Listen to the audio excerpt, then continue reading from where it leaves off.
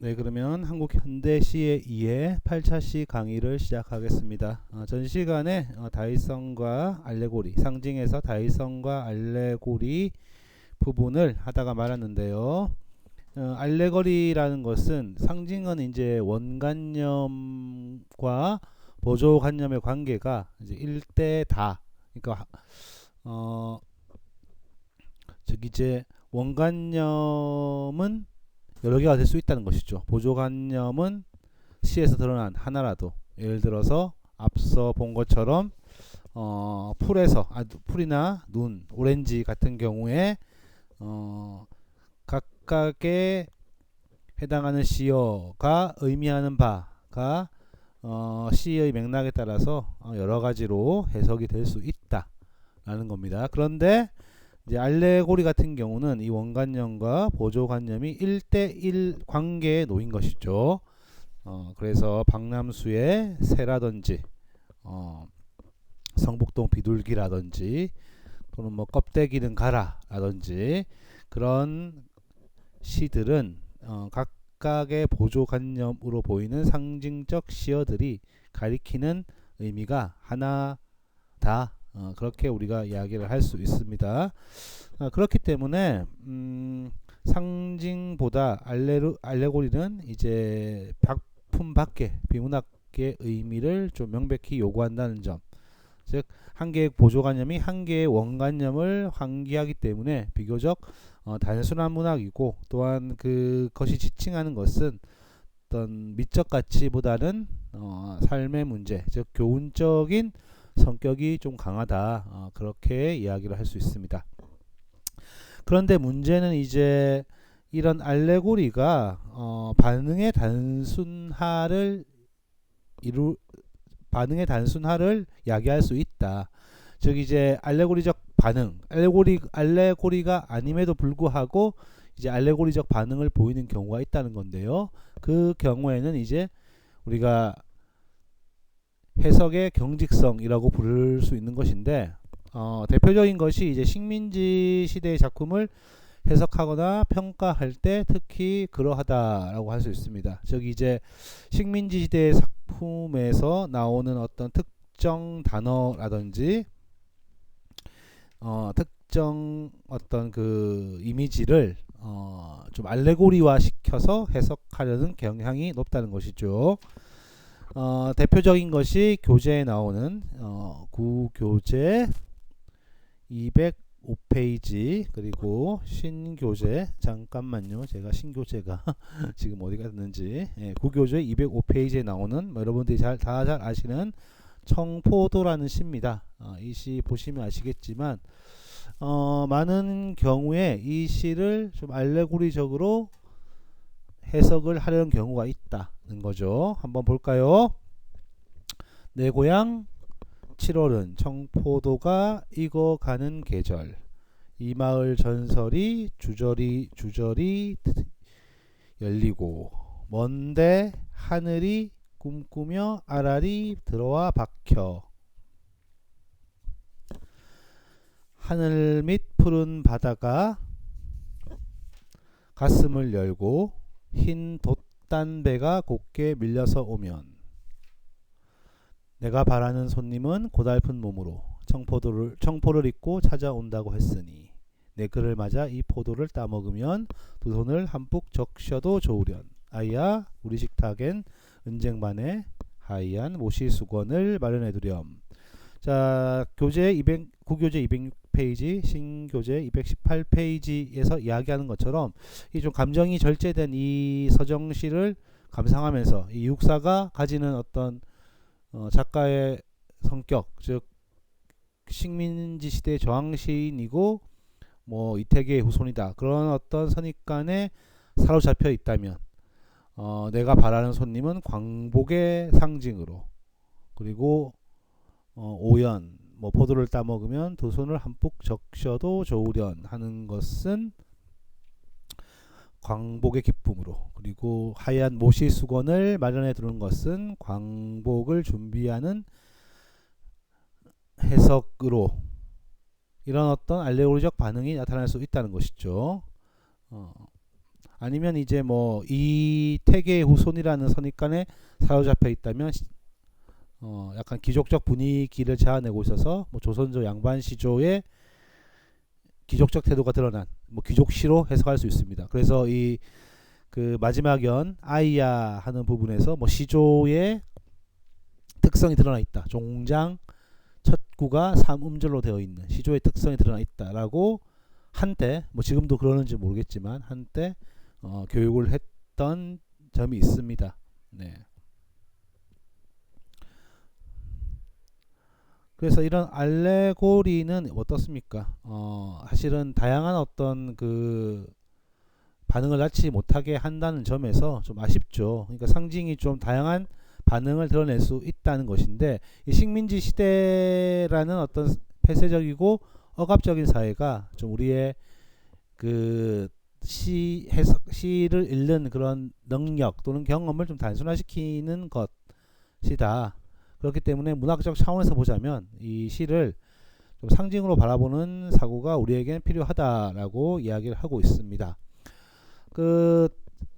잘 아시는 이육사의 광야 같은 경우도 그렇죠. 광야에서 만약에 내가 바라는 아니 참 광야죠. 광야는 초인의 존재를 만약에 광복으로 해석한다면 그럼 천고의 뒤에 오잖아요.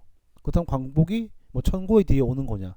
그런 어떤 잘못된 해석을 낳을 수도 있다는 것이죠. 이 광야란 것은 어떤 우리 민족의 역사를 이야기하는 것이기도 하지만 그게 어떤 그 시공간적 스케일이 굉장히 크기 때문에 이거는 좀 이제 그런 일제 시대의 역사를 이야기한다기보다는 우리 민족의 어떤 자고난 어떤 그런 역사를 시적으로 형성한 것이죠.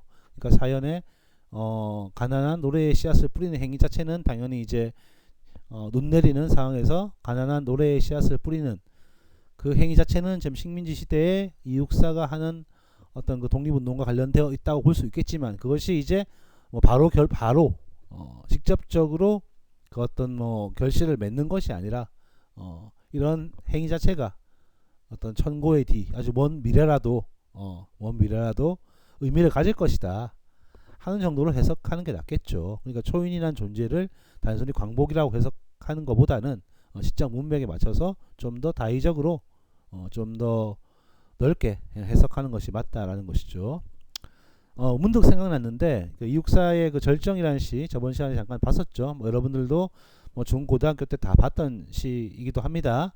그 절정이라는 것도 사실은 이제 겨울은 강철로 된 무지개인가 보다라는 시 구절이 이제 뭐 병치은유고 또 치환은유다 두 가지 성격을 동시에 가지고 있다라고 얘기를 했는데 이게 병치은유 치환은유 또 중요한 부분이지만 그 이제 그 이미지 겨울이라는 그 이미지 그것이 이제 강철로 된 무지개라고 했으니까 그런데 이육사가 가지고 있는 시의 일반적인 경향 어떤 뭐 그 비극적인 상황을 이겨내려는 어떤 그런 몸부림 그런 것으로 이육사 시 전체를 해석하다 보면 이 겨울은 강철로 된 무지개인가 보다라는 해석에서 겨울의 상징성을 긍정적인 쪽으로 좀 해석하려는 그런 의도가 있어요. 그러니까 이육사라는 어떤 시인의 시적 경향 자체를 보고 예를 들어서 뭐 청포도든 광야든 꽃이든 그런 시들을 보고 이 강철로 된 무지개라는 것은 저번에도 말씀드렸지만 무지개인데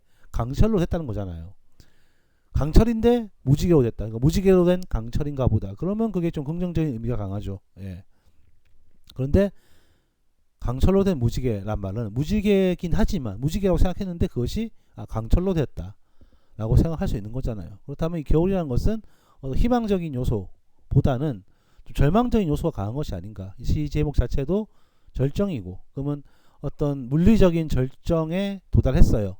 그래서 한 발 제겨들 곳조차 없어 무릎도 못 꿇어요.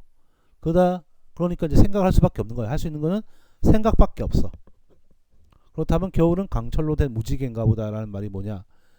어떤 이제까지 했던 물리적인 절정, 물리적인 한계에서 정신적인 한계까지 자신이 내몰리는 그런 부정적인 상황을 형상화했다라고도 우리가 이해할 수 있는 것이죠. 예. 다시 말해서 이육사의 시가 반드시 어떤 지금 현재는 어렵고 혹한의 시기지만 반드시 이것을 벗어나서 미래에는 희망찬 것들이 우리를 맞을 것이다 라는 그런 시가 아닐 수도 있다는 얘기예요. 그 좀 이렇게 생각을 해볼 수 있죠. 좀 약간 시 외적인 부분이지만 그 독립운동이라는 게 뭐 이육사도 그렇고 윤동주도 그렇고 그 시인들이 우리에게 참 크게 다가온 여러 가지 이유가 시 내부적인 면도 있겠지만 시 외부적인 면도 있고 그들의 어떤 그 활동 개인적인 면모 시인의 개인적인 면모가 우리에게 많이 다가오는 것도 있죠.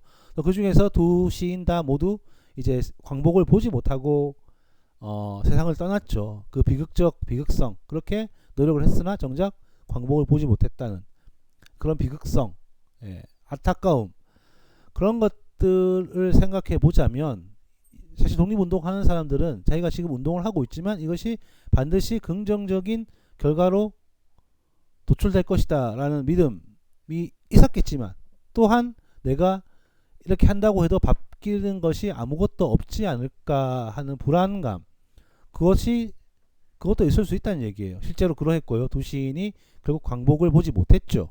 해방을 보지 못했습니다. 그러니까 자기가 이렇게 하고 있는 이 독립운동이라는 그 자체를 시적으로 형상화할 수 있죠. 물론 희망의 미래를 시로 형상화할 수 있으나 또 반대로 어떻습니까? 절망의 미래도 형상화할 수 있는 것이죠. 아, 이렇게 내가 하고 있는데 나뿐만 아니라 다들 열심히 운동을 하고 있고 또 자기의 목숨을 바치면서까지 죽어가면서까지 독립운동을 하고 있는데 사실 이게 한다고 해서 이게 정말 우리가 바라는 결과로 기결될 것인가? 아니면 이렇게 우리의 행동이 허무하게 끝날 것인가? 절망뿐일 것인가? 하는 생각을 충분히 가질 수 있고 그것을 시로 형상화하지 말라는 법은 없죠. 예, 반드시 우리가 뭐 시에서 긍정적인 정서만 밝은 미래만 형상화하라는 법은 없잖아요.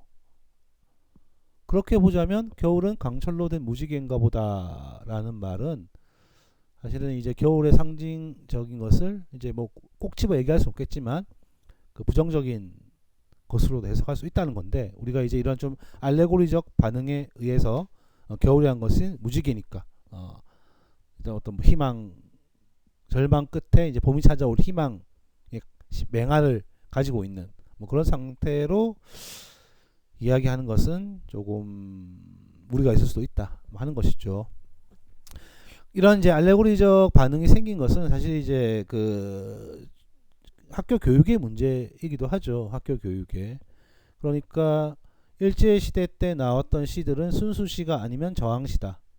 순수시가 아니면 다 이제 일제시대를 어떤 그 저항을 했던 직접적으로 뭐 저항을 할 수도 있고 뭐 윤동주처럼 간접적으로 이제 내면 성찰하는 식으로 부끄러움의 미학을 통해서 저항을 할 수 있겠으나 어쨌든 저항을 했다고 보고 뭐 눈이 온다 라든지 어둠이다 그럼 무조건 일제시대라고 얘기를 하고 뭐 그게 뭐 손님이든 초인이든 뭐 새벽이든 그런 것들은 반드시 이제 뭐 광복이다 그런 식으로 이제 해석을 하게 만든 것은 사실상 이제 우리 중등 문학 교육이 그런 식으로 교육을 해왔기 때문이에요. 알레고리적 반응은.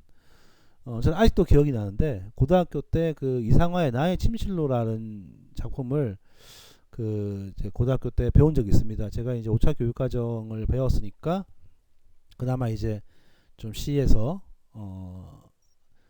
좀 다양한 시들이 교과서에 실릴 때예요. 4차 교육과정까지만 해도 정말 시들이 순수문학 또는 뭐 이육사 윤동주 끝이었는데 이런 이상화의 뭐 나의 침실로가 뭐 특별한 작품은 아니나 조금 이제 어찌 보면 약간 좀 외설적일 수도 있는 당시 생각을 하자면 그런 작품인데 거기서 이제 마돈나라는 존재를 이제 해방으로 해석을 하더라고요. 해방, 독립 그런 식으로. 그 시는 절대로 그런 시가 아니잖아요. 마돈나라는 것은 어떤 그 이상화의 초기의 어떤 그 대표적인 탄미적인 경향을 보여주는 대표작이고 다만 이제 이상화가 다른 어떤 그 유미주의 시인들과의 차별점을 보이는 것은 그 마돈나라는 존재가 오지 않는다는 것을 아무리 내가 불러도 마돈나는 오지 않기 때문에 그렇다면 현실을 돌아볼 수 없는 즉 현실에 대한 어떤 인식이 있었다는 것이지 인식이 좀 있었다 아무리 내가 그 대표적이고 유미적인 즉 낭만에 빠진다 하더라도 병적인 낭만에 빠진다 하더라도 그것은 현실화될 수 없다. 아무리 기다려도 마돈나가 오지 않는 것처럼 그런 인식이 이상화를 이제 빼앗긴 들에도 봄은 오는가라는 시로 이제 이동을 시킨 거다. 뭐 그렇게 생각을 할 수 있죠. 그런데 이제 그 마돈나를 이제 이상화하면 이제 당연히 우리가 배우는 것은 빼앗긴 들에도 봄은 오는가 밖에 없으니까 물론 이제 고등학교 수준에서 우리가 이상화 시를 뭐 배울 만한 것은 그 두 개 정도가 다긴 한데 이상화 시가 뭐 이렇게 다작을 한 것도 아니고 그러다 보니까 또 두 개밖에 없긴 하지만 그 마돈나의 침실로라는 그 시를 어떤 광복에 대한 어떤 메타포로 이렇게 하는 것은 굉장히 문제가 있죠. 예. 실제로 제가 고등학교 때 그렇게 배웠습니다. 말도 안 되는 소리이죠. 예. 그건 이제 일제 시대 때의 시들에게 어떤 그 이런 알레고리적 반응에 탈락하게 하는 것은 그런 중고등 교육의 어떤 문학 수업이 가지는 한계이다. 그리고 지금도 사실 뭐 그런 모습이 좀 보이고 있죠. 그러니까 교육에서 상징이라면 다양한 뜻이 있다라고 해석이 수업이 되어야 되는데 그렇지 않고 정답을 찾기 위한 어떤 가장 가능성이 높긴 하지만 정답을 찾기 위한 하나의 어떤 그 답을 지향하는 어떤 그런 모습, 그런 교육의 행태, 문학 교육의 행태들이 이런 이제 알레고리적 반응을 많이 낳게 하는 것이죠. 그래서 이제 한용운의 시를 보면 님이 나오잖아요. 그렇죠? 님의 침묵에서 님이 나오고 뭐 님이 거의 어떤 뭐 흔히 말하는 정규직처럼 나오는데 그 한용운이 식민지 시대 투사다. 그리고 뭐 여러 가지 뜻이 있기 때문에 우리가 다양하게 해석할 수 있다는 것을 반드시 명심하셔야 됩니다. 네. 네, 그래서 이 상징이라는 것은 결국 이제 이런 알레고리적 반응을 보이도록 하는 어떤 뭐 우리 시사적인 문제 또는 그보다 훨씬 더 큰 교육적인 문제 그런 것들을 좀 명백히 인식을 해야 되고요. 그래서 뭐 여러분들도 그렇고 저도 그렇고 이제 좀 이제 어떤 하나의 어떤 그 단일한 해석보다는 다양하되 물론 이제 뭡니까 문맥을 고려해서 충분히 좀 가능성 있는 어떤 그런 해석 그런 쪽으로 상징 해석이 되어야 한다는 것입니다. 자, 그리고 넘어가서 이제 입체성에 대해서 볼 건데요. 입체성이라는 것은 사실 이제 이 상징주의, 그러니까 즉 프랑스 뭐 여기 교재에 나오는 신교재 220, 구교재 207페이지에 나오는 이제 그 볼레르와 관련해서 사실 나오는 내용인데 뭐 우리 시에서는 뭐 상징주의가 거의 없다시피 하죠. 한국 현대시에서는. 네. 그래도 교재에 나왔으니까 뭐 간단히 살펴보자면 이제 관념이나 정서와 같은 추상적인 것과 감각적 이미지의 일체라는 점에서 일체성이 형성된다라는 것이죠. 일체성, 추상적인 것과 감각적인 것이 결합한다. 그래서 상하조응하고 수평조응으로 나눠져 있는데 상하조응이란 이제 인간의 영혼과 물질이 결합하는 것이고 이는 시의 깊이를 가져온다. 그리고 수평조응은 자연물에 대한 공감각적인 반응으로서 시의 다양성을 가져온다는 것이죠. 그래서 이 교재에 나오는 보를레르의 조응이라는 시는 이 시가 가지는 뭐 상징성 그런 거보다는 이 시가 이 상징의 입체성을 잘 설명했다. 상징의 입체성을 잘 설명했다. 그렇게 생각을 하시면 될 것 같습니다. 그러니까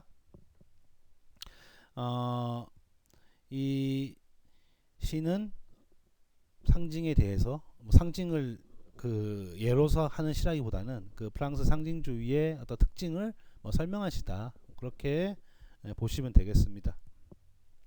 그러니까 상하조응, 수평조응 이 두 조응들이 서로 합쳐져 가지고 입체적인 어떤 상징의 입체성을 가져온다. 그렇게 보면 되는데 밑에 나와 있듯이 볼레르 시의 특징이기도 하고요. 사실 한국 현대시에서는 찾기 어려운 내용입니다. 그 이제 김옥 같은 김소월의 스승으로 많이 알려져 있고 뭐 보문간다 같은 작품이 좀 알려져 있는데 그런 사람들이 이제 태서문의 신보에 프랑스 상징주의 시를 번역하고 또 유사한 시를 쓰려고 했습니다만은 또 이제 역사적인 어떤 문학사적인 그런 차이 같은 걸로 인해서 뭐 별로 이슈화 되지도 않았고 그냥 했다 정도로 얘기가 되고 있죠. 그러니까 이 상징주의 같은 것들이 어떤 거의 시 같은 것들은 우리 시사에서 그렇게 이제 큰 흔적을 남기지 못했다라고 보는 게 맞는 것 같습니다. 이렇게 넘어가도록 하고요. 그러면 이제 문맥성입니다.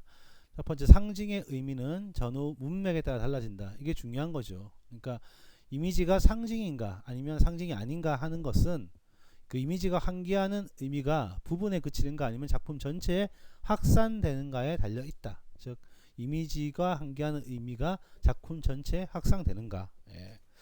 그래서 오규원의 만물은 흔들리면서라는 시를 보시면 이 만물의 흔들림은 상징이죠. 왜냐하면 교재 223페이지, 신교재 223페이지, 구교재 210페이지 보시면 만물의 흔들림은 상징이다. 왜냐하면 이 역동적 이미지가 뭐 잎이 흔들려서 바람은 오늘도 분다, 우리는 늘 흔들리고 있음 등 여러 장면에서 구체화되면서 작품 전체를 지배하는 의미의 배경을 형성하고 있기 때문이라는 것이죠. 즉 말씀드린 대로 이미지가 환기하는 의미가 작품 전체에 확산되어 있다라는 것입니다. 그래서 이 동적 이미지는 뭐 삶이란 완성된 것이 아니라 뭐 확정된 것도 없다는 가능성의 상징으로 읽힌다. 왜? 문맥 때문이라는 것이죠. 문맥 때문에. 정의홍의 참외도 마찬가지입니다. 이 참외를 비유한 것들이 이제 기본적으로 이 시 자체는 어떤 급박한 호흡과 격정적 어조를 구사하고 있으며 독자에게 어떤 극한 상황의 위기감을 환기하고 있다고 합니다. 불끈진 주먹, 전무덤, 그녀의 속옷 등 비유적 이미지들은 단독으로가 아니라 작품 전체의 문맥 속에서 어떤 위기감을 상징하는 데 기여를 합니다. 이렇게 상징은 어떤 전후 문맥에 의해서 탄생을 하는 거죠. 다른 시를 하나 볼까요? 이건 이제 김선우라는 시인의 도화 아래 잠들다라는 시입니다. 보시면 뭐 김선우가 좀 잘 나오죠. 아무래도 제가 시를 예를 들 때 제가 좀 평소에 많이 읽었던 그러니까 제가 공부할 때 많이 읽었던 그런 시들을 중심으로 좀 이제 얘기를 할 수밖에 없기 때문에 뭐 황지우, 김선우, 뭐 기영도, 또 이성복 뭐 등등이 많이 좀 나오는 건데 좀 양해 부탁드립니다. 자, 이 시도 뭐 어떻습니까? 또 분위기, 그러니까 시의 문맥을 봐야 되는 거죠. 이 도화 아래 잠들다고 그랬으니까 복숭아 나무, 꽃, 복숭아 꽃 또는 복숭아 나무, 이게 이제 이 시에서 지배적인 어떤 분위기를 형성하고 있죠. 동쪽 바다 가는 길 도화 만발했길래 과수원 들어 색을 탐했네. 온 마음 모아 색을 쓰는 도화 어여뿐이 요절을 꿈꾸던 내 청춘이 가슴을 아네. 가담하지 않아도 무거워지는 재가 있다는 것은 얼마나 온당한가. 이 봄에도 이 별엔 분분한 포와 바람처럼 실려 송아처럼 진창을 떠다니고 나는 바다를 가는 길을 물으며 길을 잃고 싶었으나 절정으로 향한 꽃들의 노동, 이토록 모욕한 꽃들의 투쟁이. 뭐 계속 읽기 좀 그렇고요. 결국 이 도화와 나의 삶을 비교하면서 이 도화가 하나의 상징이다라는 것을 알 수 있고요. 문맥, 몇 가지 문맥, 뭐 도화를 보니까 내 청춘이 가슴을 안다. 내가 길을 잃고 싶었으나 꽃들의 투쟁이 나의 상처를 짓무르게 했다. 나는 그래서 내 상처는 덧나야겠다.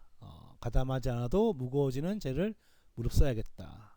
아주 오래도록 그대와 살고 싶은 뜻밖의 봄날 흡혈하듯 그대의 색을 탐해야겠네 라는 것으로 봐서 이 시의 화자는 도화로 상징되는 어떤 특정한 삶의 자세, 그것을 어떻게 받아들인다 라는 것이죠. 도화는 단순한 복숭아꽃이 아니라 이 시 전체의 문맥으로 봤을 때 자신의 어떤 삶의 자세와 뭐 대비되는 어떤 그런 다른 삶의 모습을 상징하는 것이고, 이 도화의 어떤 모습, 뭐 꽃의 투쟁이라든지 뭐 물큰하게 흐르는 향기라든지 그런 것들을 통해서 다른 어떤 도화 아래 잠들다고 했으니까 도화와 뭐 일체감을 이루겠다는 거잖아요. 그렇기 때문에 좀 자신이 추구했던 삶의 방향과 다른 어떤 삶의 방향성을 상징하는 것이 김선우의 도화 아래 잠들다라는 시입니다. 그래서 이 시는 결국 뭐다? 문맥을 파악해서 읽어야지만이 이 도화 복숭아 나무 꽃이 무엇을 상징하는가를 파악할 수 있다는 것이죠. 자, 그러면 이제 상징의 성격을 여기까지 하고요. 상징의 종류에 대해서 보겠습니다. 상징은 보통 여러 가지로 나눌 수 있으나 일반적으로 개인적 상징 또는 대중적 상징, 원형적 상징 이 세 가지로 나누게 됩니다.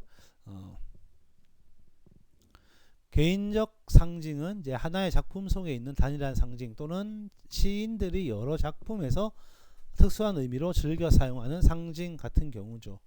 그러니까 옛날에 그 이연세라는 만화 작가가 있었는데 여러분이 참 아실만한 비유가 아닌 것 같긴 해도 간단히 말씀을 드리면 이연세라는 만화 작가가 있었고 그 양반의 주인공은 항상 까치였어요. 설까치. 그 설까치는 항상 똑같아요. 예, 그 작품은 달라도 작품 안에 있는 설까치라는 인물은 항상 약간 좀 이제 좀 낭만성을 강조하는 그러니까 세상의 속세적인 이익보다 세속적인 이익보다는 낭만성을 추구하는 그런 인물로 나오죠. 그리고 엄지는 항상 이제 그 오해성의 연인이 되는 포지션이고 그럼에도 또 항상 오해성한테 쏠려 있는 것은 아니라 이제 또 다른 그 까치의 어떤 적대적 인물인 마동탁 또는 모동탁, 동탁이라는 인물인데 그 인물 사이를 좀 방황하는 그런 존재죠. 그리고 이제 마동탕이라는 인물은 작품은 다 달라도 거의 이제 뭐 현실주의적 가치, 세속적 가치를 추구하는 그런 인물이고 그런 식으로 이제 하나의 만화에서 하나의 인물이 모든 작품에서 비슷한 의미로 등장하는 거예요.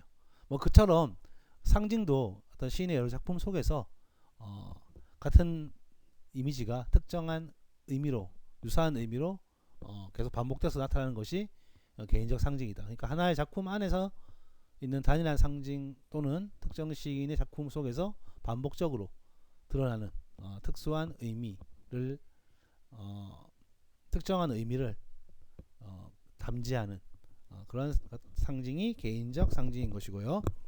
그리고 이제 대중적 상징 또는 관습적 상징은 타인과 공유할 수 있는 보편적 상징으로서 시적 세계가 좀 보편성을 가지게 하는 그런 역할을 합니다만은 또 이제 상징이 좀 경직되어 있는 즉 이제 알레고리적인 반응을 불러일으키는 한계가 있죠.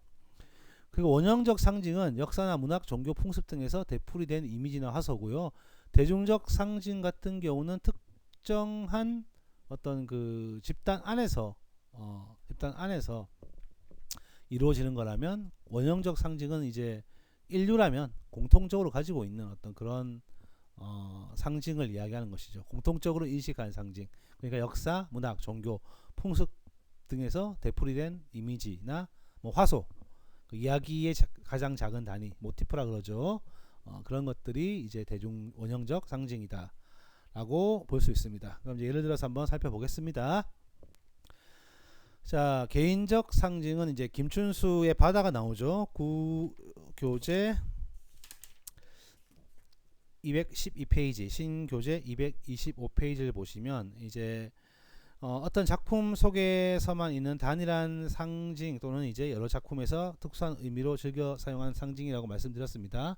그래서 김춘수의 시에서 나오는 바다 같은 경우는 사실 시인만의 것이고 또 이 이미지 자체가 굉장히 낯설기 때문에 즉 시의 문맥을 통해서 이 바다가 무엇을 의미하는 것인지를 좀 파악하기 때문에 좀 우리가 공유하기 어려울 정도의 그런 상징이 개인적 상징이다라고 볼 수 있죠. 책에서 본 것처럼 이제 뭐 제가 인용도 했지만 바다는 병이고 죽음이기도 하고 회복이고 부활이기도 하다라고 했는데 사실 뭐 김춘수가 스스로 해명을 하긴 했지만 이게 보편성이 좀 없기 때문에 난해할 수 있다. 특히 김춘수 시 자체가 난해하기 때문에 우리 시론 쓰신 김준호 선생님은 김춘수를 굉장히 좀 많이 인용을 하시죠. 예. 어쨌든 김춘수는 좀 어렵다. 바다의 김춘수는 좀 김춘수의 바다는 뭐 김춘수가 이렇게 얘기하는 것처럼 뭐 이도 되고 저도 되고 요도 되고 다 되는 거다. 뭐 그건 솔직히 뭐 우리가 파악하기 너무 어렵죠. 자, 그나마 좀 파악하기 쉬운 걸 보면 이제 황지우를 보겠습니다. 황지우는 이제 초기 시에서 새의 존재가 많이 나와요. 예. 뭐 첫 번째 시는 이제 전문인데 그 새는 자기 몸을 쳐서 건너간다. 자기를 매질하여 일생일대에 몰이로 날아가는 그 새는 이 바다와 닿은 보이지 않는 그러나 있는 다한 먼 또 다른 연안으로 가고 있다. 이 새는 어떤 새입니까? 다른 곳으로 이동하는 새죠. 네. 그리고 뭐 여러분들이 잘 아실 만한 새들은 세상을 뜨는구나 라는 시를 보시면 자기들끼리 낄낄대면서 1열, 2열, 3열 횡대로 자기들의 세상을 이 세상에서 떼어매고 이 세상 밖 어디론가 날아간다. 자, 이 새들도 세상을 뜨는구나 라는 시에서도 새들은 뭡니까? 이 세상과는 다른 세상으로 날아가는 존재죠. 그리고 이제 병아리 두 마리는 두 다리를 꼿꼿하게 뻗고 목을 길게 늘어뜨리고 죽어 있었다. 병아리의 시체를 들어올리면서 그때야 나는 거기에 아주 작은 날개가 있었다는 것을 발견했다. 자, 여기서 병아리는 이제 죽었죠. 왜냐면 날지 못하기 때문에 죽은 건가요. 예.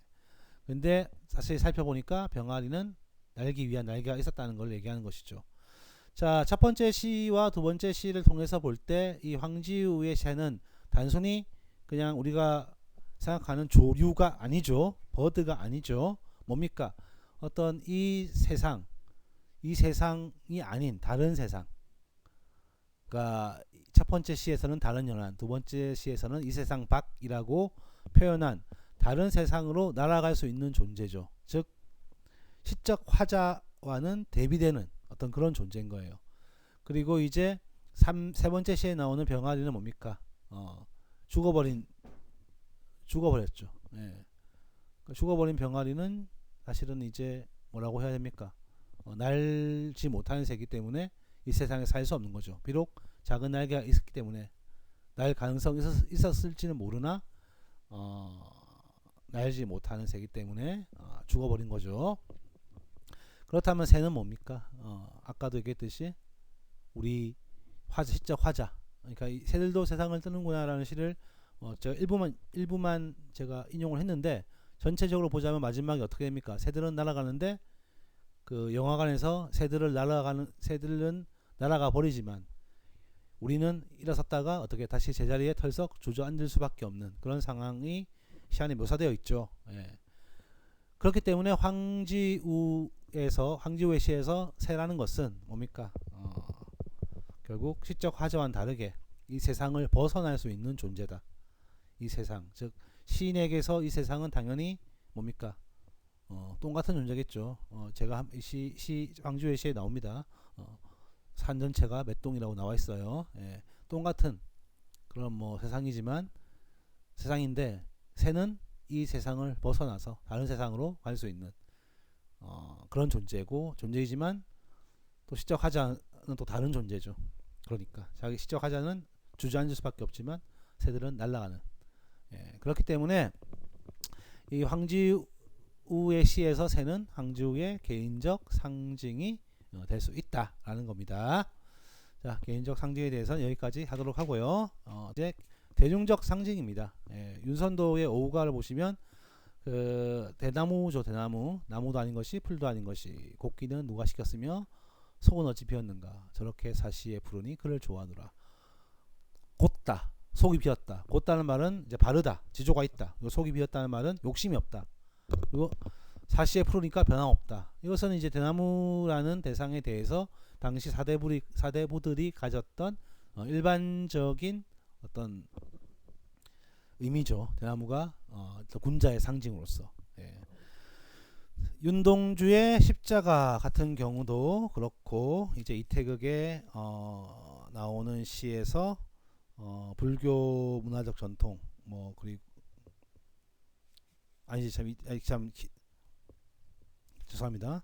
윤동주의 십자가에 나오는 시라든지 그리고 여기 이제 이태극의 내산하에 서다 라는 시 이것도 이제 기촉도는 우리 이제 고전 시가의 비탄, 에탄, 기다림의 상징으로 많이 채용되고 있다고 하죠. 뭐 이태극의 내산하의 서다 말고도 서정주의 기촉도라는 시도 있고요. 그리고 서정주의 이 어떤 불교 문화 같은 경우도 어떤 윤회와 관련된 어떤 우리 간습적 상징의 한 예다. 윤동주의 십자가는 뭐 당연히 인습적 상징이죠. 네. 그래서 이 윤동주의 십자가 같은 경우는 신선함이 없다 하더라도 시인의 어떤 삶의 자세를 표현한다는 점에서 문학적으로 좀 떨어진다. 뭐 그렇게 보기는 어렵겠죠. 여튼 이 대중적 상징이라는 것은 좀 이제 단순성과 관련된 것이고, 또 대중적 상징은 이게 이제 시인들이 시를 씀으로써 점차 이제 의미를 좀 이제 변모해가는 경우도 있다는 거죠. 그러니까 기촉도가 뭐 어떤 비탄, 애탄, 뭐 기다림의 상징이지만 또 그것을 거기서 또 뭔가를 더하고 해가지고 좀 더 새로운 상징으로 나아갈 수 있는 가능성이 있다. 이것이 이제 대중적 상징. 자, 원형적 상징은 이제 교재에 나오는 프레이저, 융, 그리고 이제 제가 하나 추가한 바슐라르 등이 이제 원형적 상징과 관련된 건데요. 자, 프레이저 같은 경우는 이제 인간의 인류학을 통해서, 즉 각국의 다양한 문화 속 전설이나 의식 속에서 반복되는 근본적인 패턴을 추적하면서 원형적 상징을 찾아냈어요. 그리고 융은 반대로 이제 즉 외부적 요인이 아니라 인간 내부의 어떤 정신 구조에서 원형적 상징을 찾는 거죠. 즉 집단 무의식 같은 경우는 이제 개인 체험에 선행한다. 즉 개인이 체험을 하지 않았다 하더라도 어떤 우리 인간인 누구나 공통적인 집단 무의식이 있기 때문에 그것이 문학, 신화 등에 표현된다고 보았고, 바슐라로 같은 경우는 이제 상상력이라는 것은 결국 사물의 본질에 기초한 상상력을 강조했으며 물, 불, 공기, 흙의 사원소는 자연의 원형이자 인간 마음의 원형이라고 본 거죠. 그러니까 어떤 그 융의 심층 심리학에 나오는 그런 어떤 집단 무의식 같은 것은 단순히 인간의 체험 자체에서만 파악될 수 있는 것이 아니라 그 사물이 가지는 기본적인 속성에 과 관련시켜서 어떻게 표현된다고 본 것이죠. 그러니까 물이라는 것이 있다면 물의 성질이 이러하기 때문에, 물의 좀 객관적인 성질이 이러한 측면이 있기 때문에 그것이 우리 인간들에게 이러한 어떤 그 상징적인 의미를 띈다, 그렇게 본 거예요. 융 같은 경우는 거기까지 보지 못했고 그냥 이제 정신 구조에서 원형이 있다라고 본 거고, 그것이 집단화돼서 집단 무의식이라고 본 거죠. 바슐라르는 그 집단 무의식 뭐 그런 것은 융과 비슷하나 다만 사물의 본질과 그 인간의 어떤 상상력이 서로 어떻게 깊이 관련되어 있다. 즉 사물이 선행한다는 거죠. 인간의 정신 구조가 선행하는 것이 아니라 사물이 선행하고 그 사물의 어떤 특징 때문에 우리 인간이 어떤 그 사물을 가지고 상징적으로 활용한다라고 본 겁니다. 프레이저는 이제 반대로 이제 어떤 이야기에서 또는 전설 같은 것에서 이제 반복되는 근본적 패턴을 찾아가지고 그것이 이제 어떤 원형적 상징이라고 본 거고요. 자, 그래서 이것을 각 원형적 상징의 의의를 보자면 이제 신화란 일체성의 지향으로 인간과 세계의 동일화를 위한 노력이다. 그러니까 인간이 신화를 쓰는 것은 결국 이제 인간과 세계를 동일화시키기 위한 것이죠. 분명히 인간은 세계와 적대적입니다. 실질적으로는 그죠. 예. 농사 지으면 잘 짓고 싶잖아요. 그런데 뭐 번개치고 가뭄 들고 홍수 들면 망하는 거지. 근데 그것을 어떻게 인간이 해석할 수 있는 상황으로 만들고 싶은 거예요. 즉 이것이 인간과 적대적인 것이 아니라 어떤 인간과 관련이 있는 그런 존재로 좀 더 그것이 나아가서 동일화된 존재로 세계를 표현하기 위한 그런 노력이지 인간 신화죠. 사실 뭐 우주가 탄생된 게 인간하고 무슨 상관이 있습니까? 그러나 우리는 거기다 이야기를 부여하죠. 그게 신화 아닙니까? 신화. 그 신화를 통해서 인간과 세계는 동일성을 이루어가는 것이죠.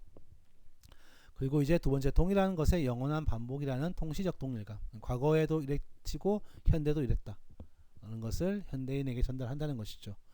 우리가 물을 볼 때 느끼는 어떤 정서적 반응은 과거에도 별 차이가 없었구나 라고 생각을 하는 겁니다. 그리고 세 번째, 당대 삶의 의미와 리얼리티를 포착할 수 있다. 신화를 통해서 당대 삶의 리얼리티를 포착할 수 있다는 거죠. 그래서 이 원형적 상징은 크게 원형적 이미지랑 원형적 모티프로 나누는데, 이미지는 이제 당연히 많은 작품에서 반복되어서 나타나며 모든 인간들에게 유사한 의미나 반응을 환기시키는 심상이라고 할 수 있습니다. 그래서 박제3의 울음이 타는 가을 강을 보시면 여기 나오는 물, 강, 바다는 이제 현대시에서 많이 채용되는 원형적 이미지죠. 뭐 창조의 신비, 탄생, 죽음, 소생 그런 것이고, 융에 의하면 무의식의 가장 일반적인 상징에 바다와 강이 포함됩니다. 그리고 이 외에도 이제 원형적 이미지는 여러 가지가 있다라고 했습니다. 네. 그걸 구체적으로 살펴보자면 물은 이제 말씀드렸듯이 이렇게 되고, 또 이제 이 강은교의 우리가 물이 되어라는 시를 보면 물과 불의 차이를 좀 대조시키죠. 이 물과 불도 어떻습니까? 서로 원형적인 상징이라고 볼 수 있겠죠. 물은 뭡니까? 어떤 요 시에서 우리가 항상 문맥을 따져봐야 되니까, 문맥을 따져보면 물이 되어 만난다면 좋아한다. 그리고 죽은 나무에 뿌리를 적신다 하는 점을 통해서 볼 때 생명력과 관련된 것이고, 불이 되어 만난다라고 하면서 3년에서 벌써 수시된 뼈 하나가 세상에 불타는 것을 쓰다듬고 있나니라고 했으니까, 또 사연에서 불 지난 뒤에 흐르는 물로 만나자 라고 했으니까, 불이라는 것은 이제 물과 반대되는 생명보다는 어떤 죽음, 소멸 그런 것과 관련이 있다라고 볼 수 있는 것이죠. 그래서 원형적 이미지의 예를 한번 보자면, 물은 뭐 아까 봤고요. 예. 그런데 이제 바슐라르에 의하면 이 물의 어떤 이미지, 뭐 생명의 어머니라든지 뭐 그런 것들이 다 이제 무식, 수금과 재생 같은 것들이 이 바다가 가지는 어떤 속성에 관련이 있다는 것이죠. 예. 죽어가는 어떤 거북이가 물에 들어가면 어떻습니까? 아주 생생해져. 그러면 물이란 것이 어떤 재생과 관련이 있지 않는가라고 본 거죠. 그리고 이제 이 바다는 사실상 공포의 이미지도 있죠. 지금이야 뭐 근대적인 어떤 그 항해 기술의 발달과 또 바닷가라는 것은 기본적으로 횟집과 엄청난 조명들이 우리가 접근할 수 있는 바다는 그런 바다죠. 횟집과 엄청난 조명들, 그리고 유흥들이 이 바다를 상징하는 것이라면, 그게 없었던 전근대 시절의 바다는 어떻습니까? 사람이 갔다가 아주 빨리 죽을 수 있는 공포의 대상이죠. 그러니까 죽음의 대상이지만 또 공포의 대상이 되는 것이기도 하죠. 그래서 바다가 푸른색으로 표현되지 않았어요. 옛날에는 다 검은색, 초콜릿색 그렇게 표현됐지, 푸른색으로 표현되지 않았습니다. 푸른 바다, 낭만적인 바다라는 것은 사실상 이제 이 바다가 우리에게 좀 친근하게 다가온 근대 이후의 모습이지, 근대 이전에는 바다는 공포의 개념이 더 강했죠. 자, 그리고 뭐 강물은 이제 뭐 죽음과 재생, 뭐 시간의 영원성, 신성의 육화, 뭐 아킬레스 이야기 그런 거 아시죠? 테티스 강에 아킬레스를 담그니까 신이 되었다라는 표현이 될 수 있죠. 뭐 태양도 뭐 창조, 자연의 법칙, 의식, 아버지의 원리, 시간과 인생의 경과, 생명의 아버지. 그래서 오르는 태양은 탄생, 창조, 계몽, 지는 태양은 죽음 등을 이제 원형적으로 상징하고요. 다른 뭐 다산, 음의 근원, 죽음과 재생, 여성, 또 물과 함께 비옥한 생명력의 표상이 되기도 하고요. 대지의 어머니, 욕망의 대상으로 형상화됩니다. 그리고 빛깔은 보시면 흑색은 뭐 혼돈, 신비, 미지, 죽음, 악, 우울, 무의식, 적색은 피, 희생, 격정, 무질서, 생명, 피하고 생명에 관련 있잖아요. 초록은 뭐 성장, 감각, 희망. 물론 이제 초록은 이제 그 온라인 게임 좋아하시는 분들은 초록색은 보통 이제 독으로 많이 나오죠. 독으로 상징되는 것도 일종의 관습적 상징이죠. 그리고 원, 뭐 여성, 바람, 배, 사막 등등이 이제 원형적 이미지의 예라고 할 수 있습니다. 자, 그리고 원형적 모티브인데, 모티브라는 것은 이제 이야기의 가장 작은 조각이죠. 그래서 홍사영의 나는 왕이로소이다 시에 보면 이제 입사, 이니시에이션, 즉 사회화되는 어떤 모티브가 드러나 있죠. 사회화되지 않는 개인이 어떤 특정 과정을 거치면서 사회화되는 그리고 윤동주의 십자가 같은 경우도 속죄양, 의식 등이 있죠. 이런 것들은 원형적 모티브인데 뭐 시에서는 이제 시는 아무래도 이야기가 아니니까 이야기 조각이 잘 사용되진 않죠. 예, 원형적 모티브는 시보다는 뭐 소설에서 많이 사용되죠. 뭐 소설이나 뭐 게임이나 뭐 그런 데서 많이 활용되죠. 가장 비근한 예가 뭐 이제 부친 살해, 이제 아버지를 죽이는 것들. 그러니까 뭐 이제 그리스 로마 시대의 제우스도 그렇고 제우스의 아버지도 그렇고 다 자기 아버지를 살해했죠. 아버지를 살해함으로써 어떻게 그의 권력을 뭐 물려받는 그런 이야기. 아니면 뭐 이제 드라마에서 많이 반복되는 신데렐라 스토리. 그런 어떤 이야기의 작은 조각, 원형적인 조각들이 이제 반복되는 것이죠. 그럼 상징은 참 해석하기 힘들다고 그랬는데 상징을 해석하기 위한 두 가지 방법은 이제 내적 해석, 문맥을 따지는 것이고 두 번째 이제 외적 해석, 아까 말했던 뭐 모티브 원형적인 상징이라든지 관습적 상징을 따지는 거예요. 그런데 이제 상징이 해석이 잘 되려면 자의적인 것이 아니라 뭐 유비, 환유, 제유 등에 의해서 동기화되어야 된다. 즉 주변에 유출을 통한다든지 아니면 그 인접해 있는 그런 시어들을 통해서 상징의 의미가 밝혀져야 한다는 겁니다. 그리고 이제 상징은 텍스트 내에서 상징적 대상의 구조화를 고려할 때 보다 설득적이다. 텍스트 내가 좀 더 설득적이다. 텍스트 외에서 상징의 의미를 파악하는 것보다는 내적에서 파악하는 것이 보다 설득적이다. 그리고 마지막 상징의 해석은 텍스트 내의 모든 해석 요소들과 관련되어 실천될 때 상징의 주관성이 최소화될 수 있다는 겁니다. 그러니까 이제 우리가 상징적인 시어의 뜻을 해석하기 위해서는 알레고리아 시키는 것도 문제가 있지만 또 모든 해석을 다 옳다고 볼 수 없는 거잖아요. 그렇죠? 그러니까 그거 가능한 해석, 합리적인 해석 그걸 찾기 위해서는 뭡니까? 결국 텍스트 내적인 요소들을 관련시켜서 해석하고 거기서 좀 더 외적인 요소도 부과해서 상징의 이미지를 해석한다면 보다 주관성은 최소화되고 그러니까 가능한 여러 해석이 나올 수 있게 한다는 것이죠. 그러니까 가능한 여러 해석은 말 그대로 가능한 거지 얼토당토하지 않은 해석까지 우리가 뭐 그런 주관성의 함정에 빠져가지고 모든 해석이 다 가치가 있다 그렇게 하는 건 절대 말이 안 되는 겁니다. 하나 해석도 문제가 있지만 이 해석 저 해석 다 옳다고 갖다 붙이는 것도 말이 안 된다. 텍스트의 내적 요소 그리고 외적 요소를 충분히 고려해서 상징을 해석하는 것이 필요하다는 겁니다. 그럼 여기까지 해서 상징에 대해서 좀 했습니다. 뭐 시간 약간 뒤에 좀 급박하게 한 느낌이 없지 않아 있긴 한데 예. 그럼 다음 시간에는 이제 인유 그리고 이제 패러디 뭐 등등 패러디까지 뭐 하는 걸로 하겠습니다. 수업 듣느라고 고생 많으셨고요. 또 중간고사 과제 준비하고 계시느라고 고생이 많으신 것도 알고 있습니다. 아무쪼록 좀 뭐 열심히 하시기를 부탁드립니다. 네, 감사합니다.